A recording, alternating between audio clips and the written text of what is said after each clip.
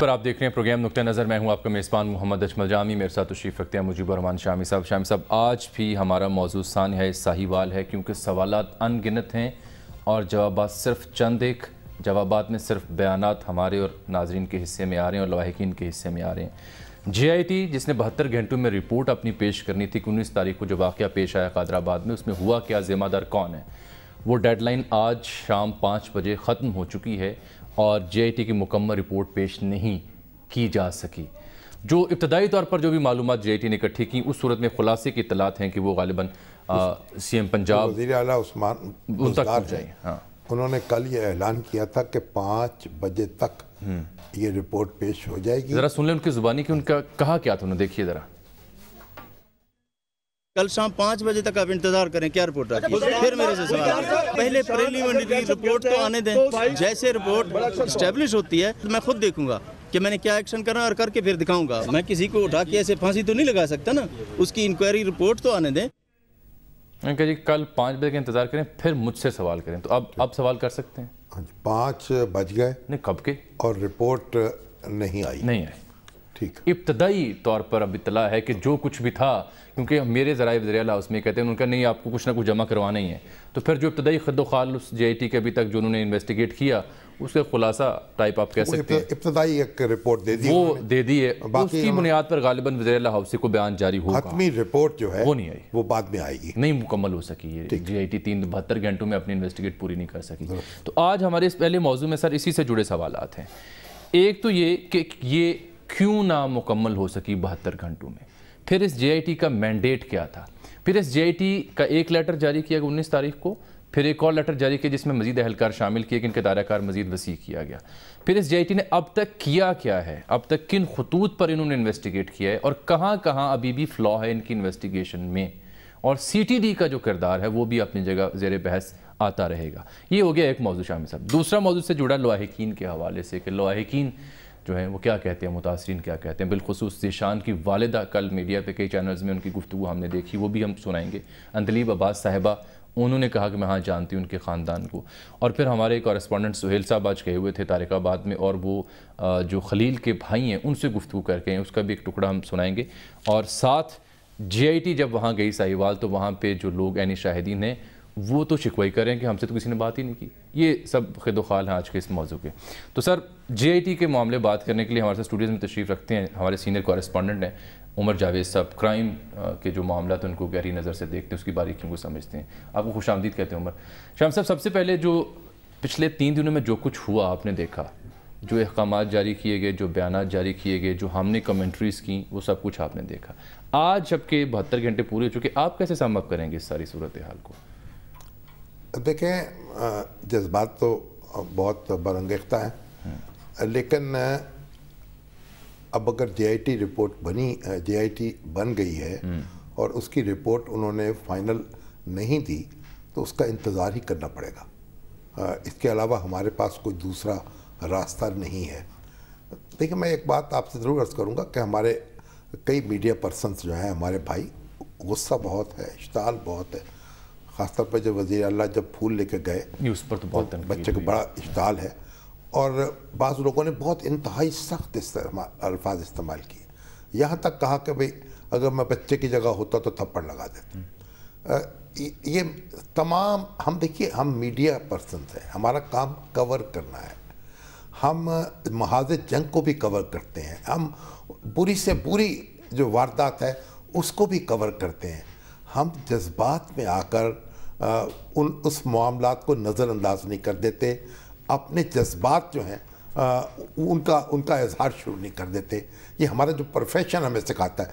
جس طرح سپاہی ہے نا سرحدوں پہ کھڑا, وہ ہر قیمت پر, اس کے ساتھ ایک بندہ گرتا ہے مگر وہ گھبرا کے اپنی بندوق نہیں چھوڑتا, وہ اپنا فرض ادا کرتا ہے. تو اس لیے یہ بات میری ایک اپنے بھائیوں سے اور اپنے دوستوں سے, اپنی بہنوں سے یہ ہوگی کہ آپ اپنے اوسان جو ہیں ان کو قابو میں رکھیں, اپنے آپ کو اس طریقے سے مشتعل نہ ہونے دیں, اور حقائق کی تلاش کریں اور اس تک پہنچنے کے لیے اپنی صحیح کریں. اور اس طرح سے دیکھیے, جیسے بہادر شاہ ظفر کا بڑا مشہور شعر ہے کہ ظفر آدمی اس کو نہ جانیے گا چاہے کتنا ہی صاحب فہم و ذکا, جیسے عیش میں یاد خدا نہ رہی، جسے تیش میں خوف خدا نہ رہا. تو یہ ہمارے ایک میڈیا جو ہے اس کے میڈیا ایلڈر کے طور پر، ایک بڑے بھائی کے طور پر یہ بات میں ضرور کہوں گا اور بساد اصرار توجہ دلاؤں گا اس طرف. ٹھیک ہے، یہ تو بہرحال قابل غور پہلو ہے ہی اس واقعے سے جڑا، کیونکہ اب ہم نے دیکھا کہ جو اشتعال کا پیمانہ تھا، ہمیں جذبات جو ہے نا ان کو مشتعل نہیں کرنا.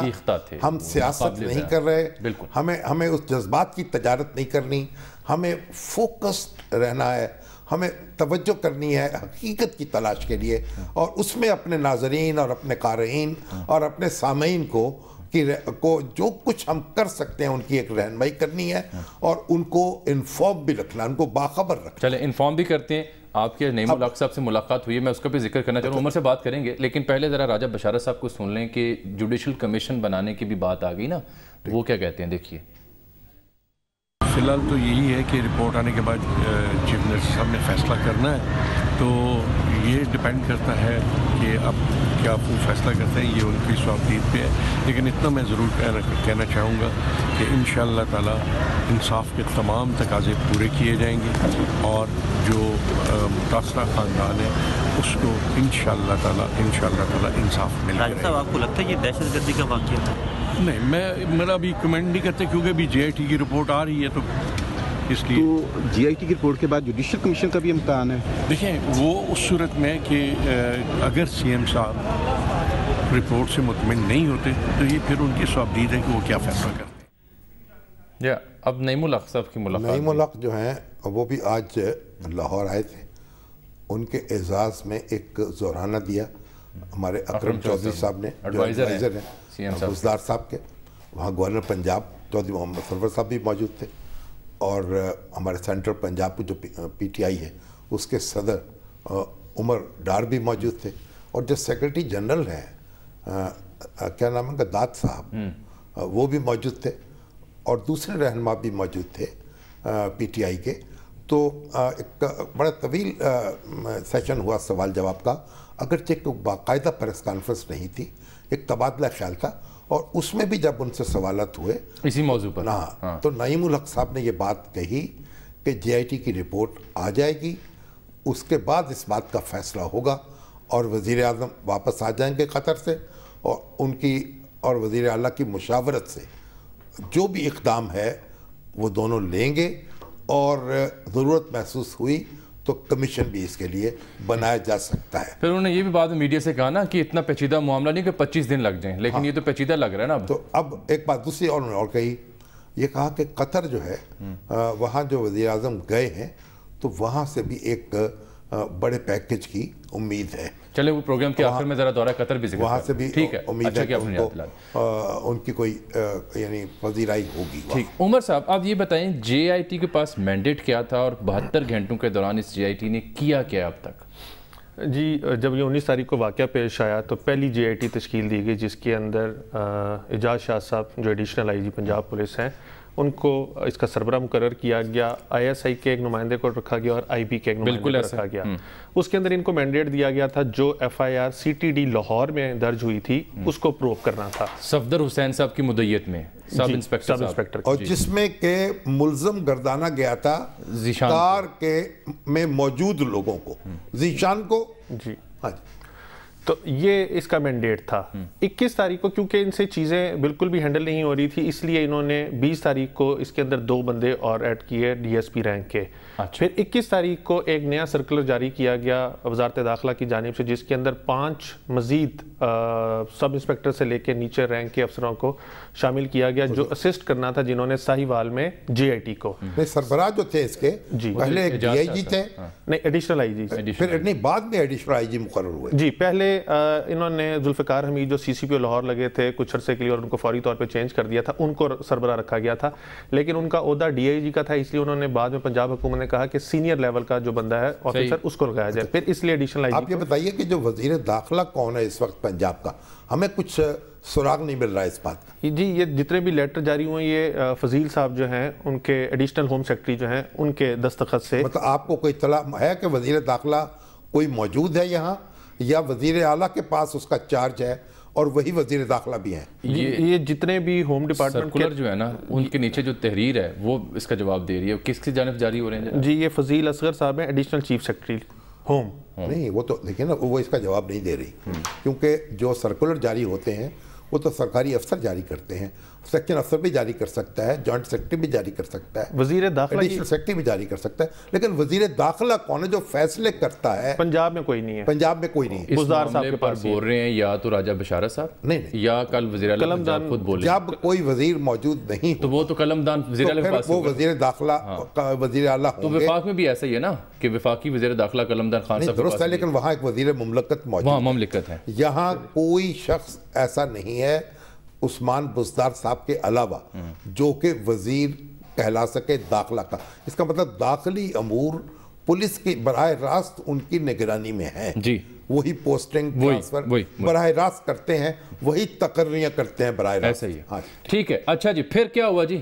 پھر 21 تاریخ کو ایک نیا مراسلہ لکھا گیا جس کے اندر 5 ساہیوال کے پولیس افسران جو تھے ان کو شامل کیا گیا, اور اس کے اندر کلوز 2 جو تھا وہ ایک ایڈ کیا گیا کہ یہی جی آئی ٹی جو ہے یہ بھی انویسٹیگیشن کرے گی جو 302 اور 780 کا مقدمہ درج کیا گیا ہے یوسف آباد میں مقتولین کے ورثہ کی جانب سے, یعنی خلیل کے بھائی کی جانب سے جو مقدمہ درج کیا گیا ہے. 2 ایف آئی آر ہیں شامی صاحب, ایک ایف آئی آر درج ہو گئی جانب سے جو پولیس نے درج کرائی, ایک لواحقین کی جانب اور ایک لواحقین کی جانب سے درج جس میں کرائی, 16 افراد نامزد ہیں. لیکن اب جو سپریم کورٹ کا فیصلہ ہے اس کے تحت تو ایک وقوعے کی ایک ہی ایف آئی آر ہو سکتی ہے, لیکن بہرحال یہ دونوں درج ہو گئی. شامی صاحب جو ہمارے ذرائع ہیں وہ یہی ہیں کہ جب انہوں نے دھرنا دے دیا تھا تو پولیس نے ان کو آپشن یہی دیا تھا کہ یہ اپنا کراس ورشن کروا لیں, لیکن جو مظاہرین تھے ان کا کہنا تھا کہ علیحدہ ایف آئی آر درج کی جائے گی, کیونکہ پولیس کی اس ٹائم سی ٹی ڈی کے گلے پہ بندی ہوئی تھی 1 گھنٹی, اس لیے انہوں نے فوری طور پہ دوسرا ایف آئی آر درج کر لی. چلے یہ 3 مراسلے آگئے, اس میں کمپلیکیشن ہے, اضافہ ہو رہا ہے.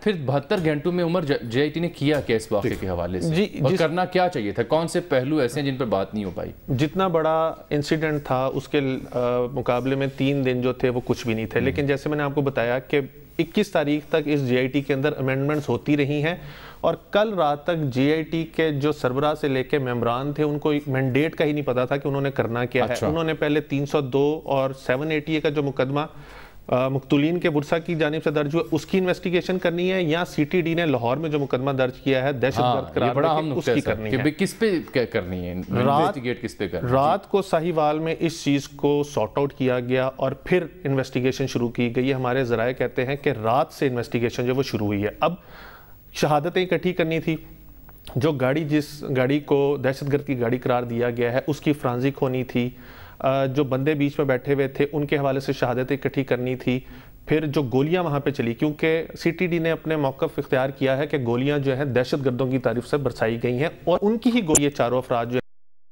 ہیں پہلا اور نہیں, جو موٹر سائیکل پر تھے دہشت گرد وہ بھی, اور جو ان کے بقول گاڑی کے اندر موجود تھا وہ بھی, دونوں. تو اب اس معاملے کو کلیئر صرف فرانزک رپورٹ کر سکتی تھی کہ یہ اسلحہ جو تھا وہ سرکاری تھا اور یہ دہشت گردوں کا گولیوں کے خول یا اس میں سکے کی مدد سے فرانزک کر کے. بالکل, وہ کل اگر وہ جمع کیے گئے ہیں تو وہ کل اشرف طاہر صاحب جو ڈی جی ہیں فرانزک لیب کے, وہ کل ہمارے پروگرام میں اس بات کا اعتراف کر چکے ہیں کہ باقاعدہ ہمیں نہیں بلایا, مگر انہوں نے کہا کہ پولیس کے پاس اپنی سی ٹی ڈی کے پاس ایسے آفیسر موجود ہیں. میں نے پھر وہ چیک کیا, کیونکہ شوکت جاوید صاحب بھی تبصرہ فرما رہے تھے نا, وہ میں نے چیک کیا باقاعدہ. جو ٹریننگ فرینزک لیب دیگر اداروں کے لیے کرتی ہے جیسے سی ٹی ڈی یا پولیس کے کچھ اہلکاروں کی, وہ بڑی بنیادی نوعیت کی ٹریننگ ہوتی ہے. فرینزک کی ایکسپرٹیز بہرحال پھر انہی کے پاس ہوتی ہے, اس لیب کے پاس, وہاں نمونے بھیجے جانے پڑتے ہیں. جی تو بنیادی تو کر سکتے ہیں, لیکن یہ اتنا بڑا ایونٹ ہے, اس کو عمومی طور پر تو ٹیم نہیں دیکھ سکتی نا سر. اگر ان کے آدمی بلا لیتے ماہرین تو یہ بہت بہتر ہوتا. تو اس کے اندر سبمیشن میری صرف یہ تھی کہ یہ واقعہ ایسا نہیں تھا جس طرح پنجاب حکومت نے جلد بازی کی اور ڈکلیئر کر دیا کہ یہ 3 دنوں کے اندر جی آئی ٹی اپنی رپورٹ پیش کر دے گی اور اس کے بعد جو ہے کیفر کردار تک پہنچا دیا جائے گا ان کو جو اس کے اندر ملزمان ٹھہرائے جائیں گے. یہ واقعہ اگر جامی صاحب میں آپ کو تھوڑا سا پیچھے لے کے چلوں, یہ واقعہ شروع ہو رہا ہے لاہور سے, کیونکہ سی ٹی ڈی کلیم کرتی ہے کہ یہ گاڑی لاہور سے نکلی تھی, سیف سٹی اتھارٹی کے کیمروں نے دیکھا تھا, اس کے بعد یہ ٹول پلازا سے گزری, وہاں کی سی سی ٹی ویز لی, اور پھر یہ ساہیوال سے پہلے 2 کلومیٹر پہلے جا کے انکاؤنٹر ہو گیا. اب جے آئی ٹی نے جب اپنا کام شروع کرنا تھا تو جے آئی ٹی نے لاہور سے شروع کرنا تھا, کیونکہ جو پوائنٹ آف سٹارٹ ہے اس سارے واقعے جہاں سے معلومات پہلی ملی, نقطہ آغاز وہ لاہور سے, نقطہ آغاز لاہور سے. اب لاہور میں تو انہوں نے ابھی تک ایویڈنس کلیکشن کی ہی نہیں ہے, جے آئی ٹی لاہور میں آئی نہیں. اچھا, یہ جو گاڑی تھی یہ گاڑی کس کی تھی؟ گاڑی جو آخری اس کا آنر ہے وہ عظیم لیاقت نام کا بندہ ہے جس نے اپنی گاڑی، اس وقت ذیشان کی ملکیت نہیں تھی؟ نہیں جی، ذیشان کی ملکیت نہیں ہے، یہ عظیم لیاقت بندہ ہے جس کے نام پہ یہ گاڑی ابھی ایکسائز کے ریکارڈ میں جی ٹھیک۔ اس کے بعد عظیم لیاقت کہتا ہے کہ اس نے 2 ہاتھ گاڑی بیچی ہے اور اس کے بعد ذیشان اس کو یوز کر رہا تھا۔ ابھی اس چیز کو نہیں 2 ہاتھ تو نہیں، وہ تو ایک ہی ہاتھ بیچی ہوگی نا، اس کے بعد دوسرے ہاتھ میں گاڑی بیچ گئی ہوگی۔ ایک آدمی تو ایک ہی ہاتھ میں گاڑی بیچ سکتا ہے نا جی، نہیں عظیم اوپن لیٹر پہ بھی تو ہو سکتی ہے، ہمارا یہ بھی ایک علیحدہ اس کے اوپر ہے۔ اب جے آئی ٹی نے وہاں پر صرف شہادتیں اکٹھی کی ہیں، 4 سے 5 لوگ جو عینی شاہدین ہیں ان کے بیانات ریکارڈ کیے ہیں، ساہیوال پولیس کے بیانات ریکارڈ کیے ہیں۔ جو میرے جے آئی ٹی کے اندر ذرائع ہیں وہ یہ بتا رہے ہیں کہ ہمیں کم از کم 3 روز مزید درکار ہیں اپنی صرف تفتیش کو پیپر پہ لانے کے لیے۔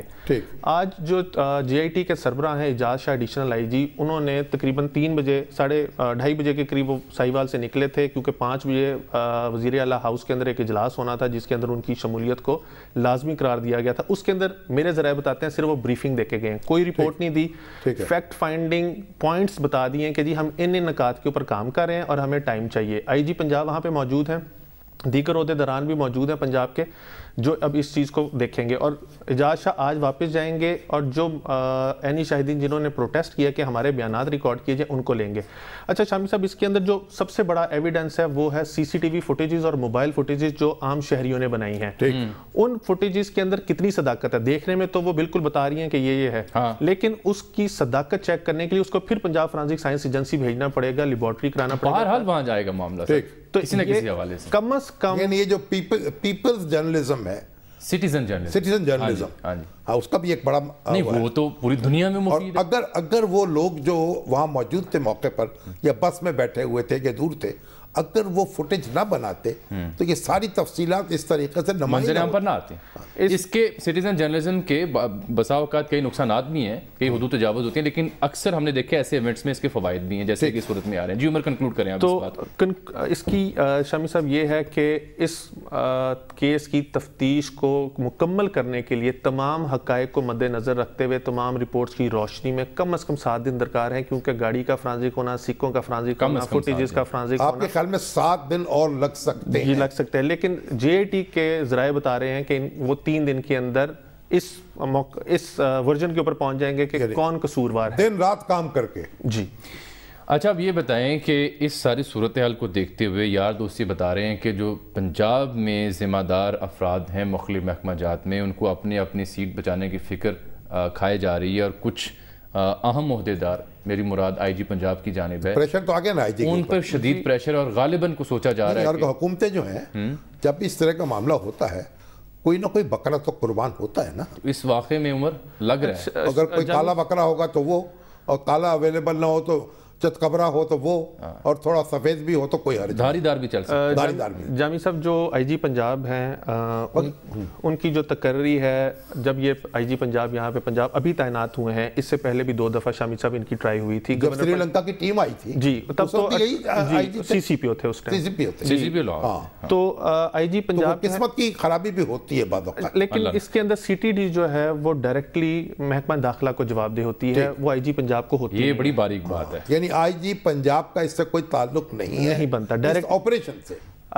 جو آئی جی پنجاب ہے وہ پولیس صوبے کا سربراہ ہے، لیکن یہ اس کی سسٹر آرگنائزیشن ہے سی ٹی ڈی، اور یہ محکمہ داخلہ کو رپورٹ کرتی ہے۔ ٹھیک، additional I G C T D جو ہیں وہ پولیس کے افسر ہیں، پی ایس پی آفیسر ہیں، لیکن ان کو جب شہباز شریف صاحب نے یہ سی ٹی ڈی بنائی تھی تو اس کو پنجاب پولیس سے علیحدہ رکھا گیا تھا، ان کی تنخواہیں زیادہ رکھی گئی تھی، اور ہوم ڈپارٹمنٹ کے اندر۔ اب اس کے سربراہ کون ہے؟ رائے طاہر؟ رائے طاہر ہیں، وہ ایڈیشنل آئی جی ہیں کہ عہدے کے اوپر بیٹھے ہوئے ہیں۔ ویسے یہ دونوں حضرات جو ہیں اس انسیڈنٹ میں شامی صاحب ایلیٹ فورس تھی، ایلیٹ فورس، تو پھر ایلیٹ جو ہے وہ تو آئی جی پنجاب کے تابع ہوگی جی، لیکن یہ انٹیلیجنس حوالے سے اگر ایک نقطے میں اگر ان کو ریلیف مل سکتا ہے تو دوسرے نقطے میں آئی جی پنجاب جو ہے، آئی جی پنجاب بھی اور رائے طاہر بھی دونوں جو ہیں، یہ تو اینٹی ٹیررزم جو ہے ٹریننگ بھی لے چکے ہیں جی، ابھی حال ہی میں برطانیہ سے ہو کے جی 8 روزہ کورس کر کے۔ اور جامی صاحب، جو آپ کی بات کا جواب ہے، یہ انٹیلیجنس بیسڈ آپریشن تھا، CTD کی اب انٹیلیجنس کس کی ہوتی ہے جی یہ اس کے اندر میں تھوڑا سا اسپیشل برانچ کی ہوتی ہے نہیں جی یا کچھ اور ادارے بھی ہوتے ہیں؟ اس کے اندر ہمارے حساس ادارے جو ہیں وہ جتنے بھی حساس ملک کی سطح کے جو CTD ہے اس کی کیپیسٹی اتنی نہیں ہے کہ وہ کسی چیز کی یہ ایک آپریشنل ونگ ہے اس کا، جب اس کو انفارمیشن ملے گی تو یہ ان کے ساتھ جاتی ہے، یہ اس کی انفارمیشن کے اوپر یہ کام کریں گے۔ Elite force. اچھا سر بریک آ گئی ہے میری پروگرام میں، یہاں پر عمر ہمارے ساتھ رہیے گا۔ وزیر اعلیٰ ہاؤس میں کیا ہو رہا ہے، ڈیڈ لائن گزر گئی، اس کا احوال بھی جانیں گے، ایک بریک کے بعد ہمارے ساتھ رہیے۔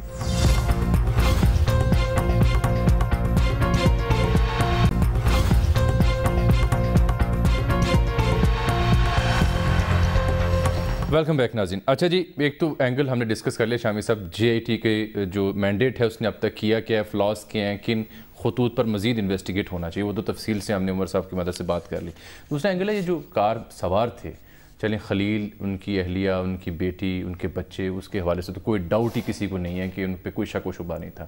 جو کچھ شک و شبات کیے جا رہے ہیں وہ ذیشان پہ کیے جا رہے ہیں۔ اب ذرا اس معاملے پہ بات کر لیں، پھر بات تو یہ بنتی ہے کہ دوسرے پہلو کو بھی ٹچ کریں، کیونکہ کل شوکت جاوید صاحب بھی ایک لیڈ دے رہے تھے۔ ذیشان جو ہے وہ اس پر سارا اس وقت دباؤ ہے کہ اس کی شخصیت کیا ہے، اس کا پس منظر کیا ہے اور اس کا کردار کیا ہے۔ یہ اس کے گرد آئندہ بھی جو تفتیش ہوگی آپ کی وہ اس کے گرد گھومے گی۔ ٹھیک، اس میں وہ بری ذمہ نہیں قرار دیا جا سکتا، باقی جو شہادتیں ہوئی ہیں وہ تو ظاہری بات اپنی جگہ ہے۔ یہ ایک BBC کی رپورٹ ہے جس میں بتایا جا رہا ہے کہ یہ ایک مذہبی تنظیم کے حامی ہیں، اس کے یوتھ ونگ کے فعال رکن تھے، تنظیم اہل حدیث جی، صوم و صلات کے پابند تھے، ایک غریب گھرانے میں آنکھ کھولی، بعد میں کمپیوٹر کا کام شروع کیا اور آن لائن جو ٹیکسی سروس ہے اس کو انہوں نے جوائن کیا ہے۔ اس کے یوتھ ونگ کے فعال رکن تھے اور ان کی نماز جنازہ بھی جو اسی رانا نصر اللہ صاحب ہیں جو مرکزی جمعیت اہل حدیث پاکستان لاہور کے امیر ہیں، انہوں نے ادا کی تھی۔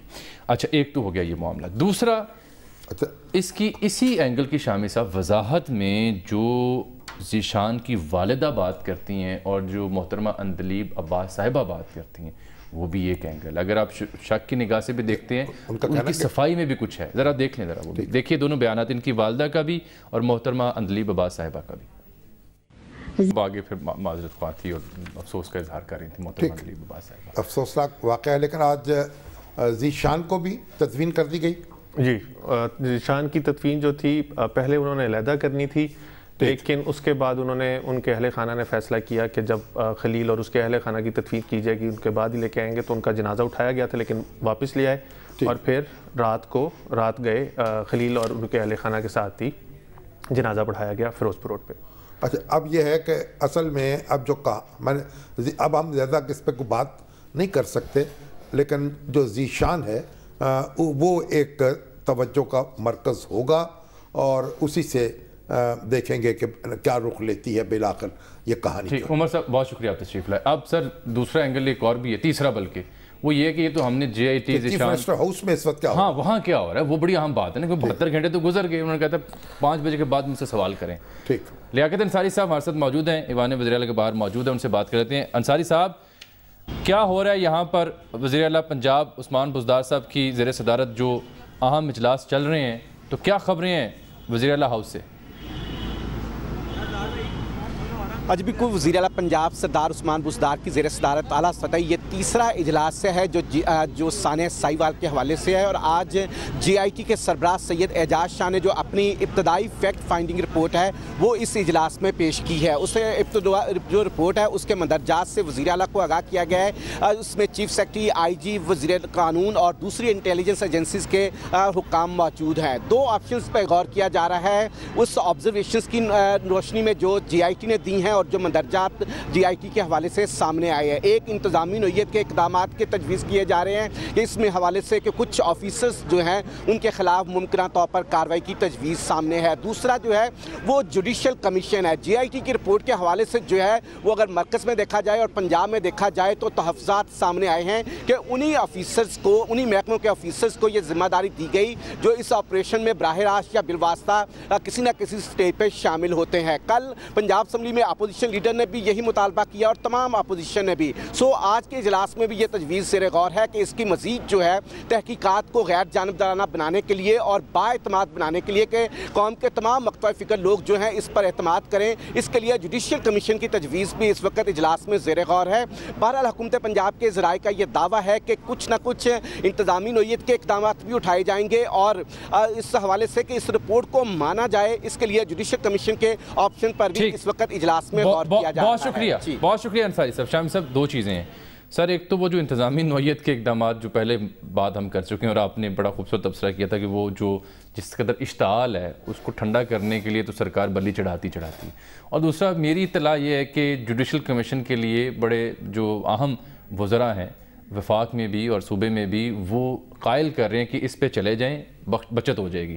دیکھیے اب یہ بات بھی ہے نا, جو سی ٹی ٹی ہے وہ ایک جو انفارمیشن پرووائڈ کی جاتی ہے, انٹیلیجنس انفارمیشن, اس کی بنیاد پر کام کرتی ہے. جی ہاں, حساس ادارے بھی اس کے اندر یعنی مصروف کار ہوتے ہیں. جی ان کی اطلاع ہوتی ہے, جس کی اطلاع ہوتی ہے نا. اب یہاں بھی دیکھنا ہوگا کہ کون سی اطلاع آئی ہے کہ جس طرح وہ ایک خودکار میزائل کی طرح سے اس کے لوگ حرکت میں آ گئے ہیں اور انہوں نے یہ ایک کارروائی کر ڈالی ہے جو ایک دیکھیے جو دیکھنے میں ایک صفاقانہ کارروائی نظر آ رہی بے انتہا. اور پھر اس کے بعد جو ہمارے وزراء کرام, ایک تو واردات ہو گئی نا, اس کے بعد جس طریقے سے اس کو ٹریٹ کیا گیا, وزراء کی واردات جو ہوئی, بیانات ایسے دلخراش دیے گئے ہیں یقیناً. اور ایک صاحب تو یہ بولے جب بات یہ ہو رہی ہے کہ اگر یہ ثابت ہو گیا کہ دہشت گرد تھے تو پھر مالی نہیں تھے تو پھر ہم ان کو بچوں کو مالی امداد دے دیں گے. اور انہوں نے یعنی یہ جو ایک بد ذوقی, اور پھر کہا گیا کہ دنیا بھر میں ایسے واقعات اور بدتمیزی, اس کی کوئی یعنی یہ حد نہیں ہے جو کی گئی. میرا خیال وزیر اعظم عمران خان کو یہ بھی غور کرنا چاہیے اس پہ وہ برہم ہیں. یہ میں آپ کو وثوق سے کہہ رہا ہوں, جو ان کے بیانات جو صوبائی وزراء کیا آپ نے دیکھا ہوگا آج نہیں اس طرح سے آئے. وہ وزیر اعظم پاکستان اس موضوع پر وہ برہم ہیں اور واپس آئیں گے تو ان چند افراد کی گوش مالی ہونے کا امکان ہے. ان سے پوچھا جائے کہ آپ نے یہ غیر ذمہ دار بیانات کیوں دیے. ہر معاملے میں ہر وزیر کیوں بولتا ہے اور جن کو بات کرنے کی تمیز نہیں ہے وہ کیوں بولتے ہیں. آپ دیکھیں ان میں, اور پھر وہ وزارت کے منصب پر فائز کیوں رکھتے ہیں. ان میں اور راجہ بشارت میں فرق دیکھ لیں. راجہ بشارت صاحب سے روز میڈیا سوال پوچھ رہا ہے, روز مختلف موضوعات پر, کیونکہ وہ ڈائریکٹ کارسپونڈ کر رہے ہیں. آپ دیکھ لیں ان کے بیانات میں فرق کیا ہے اور ان دیگر جو پہلی ابتدائی گفتگو انہوں نے کر لی تھی, وہ تو اس کے بعد پھر حوصلہ نہیں رہا نا کچھ اور گفتگو کرنے. یہ بھی ہے, اس وقت بھی انہوں نے سی ٹی ڈی کے ذرائع کا لفظ استعمال کیا تھا, لیکن اس جذبات میں کون دیکھتا ہے کہ سی ٹی ڈی کے ذرائع کیا ہیں. تو بہرحال ایک تو تجربہ کار شخص ہیں, دوسرا جو ان کے ساتھ پہلے دن ہو گئی اس کے بعد دوسرے اور تیسرے دن حوصلہ باقی نہیں رہا. بالکل ٹھیک ہے, ایک بریک لے رہے ہیں ناظرین, واپس آتے ہیں اس بریک کے بعد ہمارے ساتھ رہیے گا.